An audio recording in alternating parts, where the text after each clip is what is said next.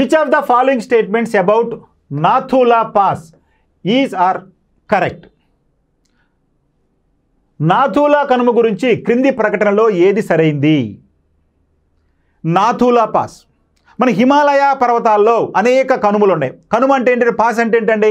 పర్వత ప్రాంతాల్లో రాకపోకలకు అనుకూలంగా ఉన్నటువంటి ప్రాంతాన్ని పాస్ అంటారు. దాన్ని తెలుగులో కనుమ అంటారు. అంటే రెండు పర్వత ప్రాంతాలకు రాకపోకలకు అనుకూలంగా ఉండే ప్రాంతాన్ని కనుమ అంటారు.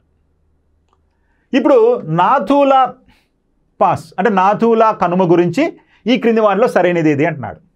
It connects Sikkim with China. Yes, exactly. ఇది సిక్కింను చైనాతో కలుపుతుంది టిబెట్ గుండా.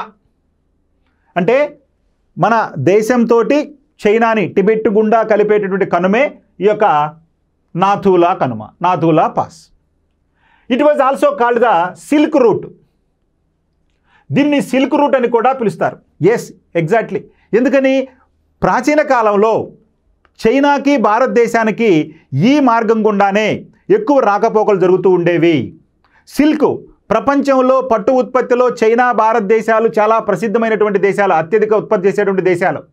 కాబట్టి వ్యాపారం ఎక్కువగా సిల్క్ వ్యాపారం ఈ ప్రాంతంలో జరిగింది కాబట్టి దాన్ని సిల్క్ రూట్ అని కూడా పిలిచేవాళ్ళు. ఎస్, ఇది కూడా రైటే. This trade route was reopened in the year 2006.